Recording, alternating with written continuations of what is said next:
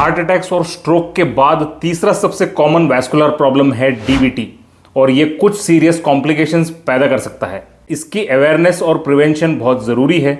इसके causes, symptoms और treatments जानने के लिए वीडियो को एंड तक ज़रूर देखें।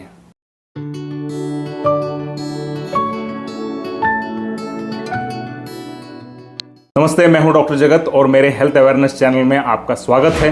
अभी तक आपने चैनल को सब्सक्राइब नहीं किया है तो ज़रूर कीजिए और बेल आइकन को भी दबाइए। डीप वेन थ्रोम्बोसिस डीवीटी एक ऐसा मेडिकल कंडीशन है जिसमें गहरे वेन्स में खून जम जाता है, यानी क्लॉट बन जाता है। आमतौर पर यह पैरों में होता है। डीवीटी एक ग्लोबल प्रॉब्लम है जो हर साल लाखों लोगों को अफेक्ट करता है। इंडिया और नेबरिंग कंट्रीज में भी ये बढ़ रहा है। डीवीटी किसी भी एज में हो सकता है, पर ओल्डर इंडिविजुअल्स में ज्यादा पाया जाता है। फीमेल्स में हार्मोनल चेंजेस और कॉन्ट्रासेप्टिव यूज की वजह से डीवीटी के रिस्क को बढ़ा सकते हैं।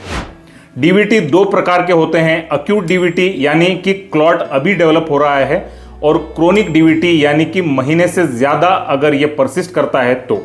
इसके अलावा रिकरेंट डीवीटी एक टाइप है जब डीवीटी बार बार हो रहा है।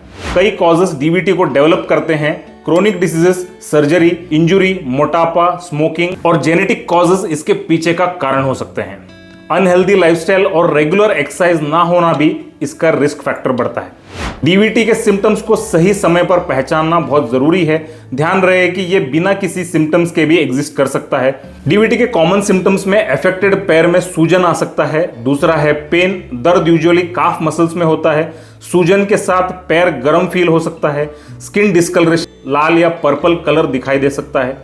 अगर ये क्लॉट या इसके कुछ पीसेस निकलकर हमारे लंग्स यानी कि फेफड़ों में जाके ब्लड सर्कुलेशन को ब्लॉक कर दे तो इस कंडीशन को पल्मोनरी एम्बोलिज्म कहते हैं, जिसमें सांस चढ़ना, चेस्ट पेन, चक्कर और ब्लड वॉमिटिंग जैसे सीरियस सिम्टम्स हो सकते हैं।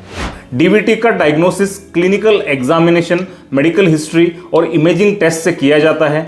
अल्ट्रासाउंड एक इंपॉर्टेंट डायग्नोस्टिक टूल है जिससे क्लॉट्स को कंफर्म किया जा सकता है। इसके अलावा इमेजिंग टेस्ट जैसे कि वेनोग्राफी और एमआरआई भी किए जा सकते हैं। ब्लड टेस्ट में रूटीन टेस्ट के साथ coagulation profile, D dimer test इसके इंपॉर्टेंट टेस्ट हैं। डीवीटी और वेरिकोज वेन दोनों अलग कंडीशंस हैं। वेरिकोज वेन के बारे में जानने के लिए हमारी ये वीडियो जरूर देखें। डीवीटी के सीरियस कॉम्प्लिकेशंस में सबसे इंपॉर्टेंट है पल्मोनरी एम्बोलिज्म। अगर डीवीटी और पल्मोनरी एम्बोलिज्म साथ में हो तो इस कंडीशन को वेनस थ्रोम्बो एम्बोलिज्म कहते हैं।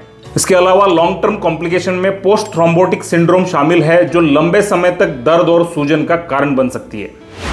डीवीटी के मैनेजमेंट और ट्रीटमेंट में काफ़ी चीज़ें इन्वॉल्व हैं। एंटीकोगुलेंट यानी कि खून पतला रखने वाली दवाइयाँ जैसे कि हेपारिन और वारफेरिन अक्सर क्लॉट को बनने से रोकने के लिए और कॉम्प्लिकेशन को रोकने के लिए दी जाती हैं, पर कुछ पेशेंट्स में ये एडवाइजेबल नहीं होती हैं और इसके कई साइड इफेक्ट्स भी होते हैं।